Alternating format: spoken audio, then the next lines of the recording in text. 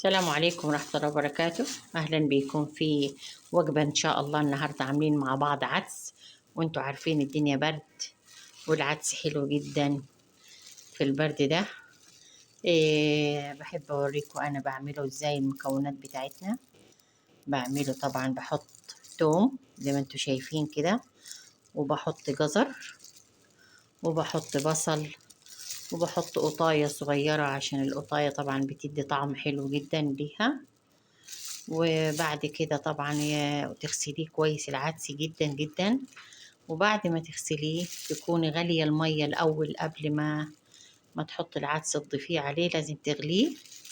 وبعد كده تحطي كله على بعض العدس بعد المية ما غليت، وتحطي البصل وتحطي الثوم وتحطي القوطة، وبشوية عندك من البابريكا طبعا تبقى حلوة، تديها طعم حلو جدا بس. وبعد كده تحطيه على النار، وما تنسيش تقلبيه شوية ويغلي، توطي العين عشان يستوي على نار هادية.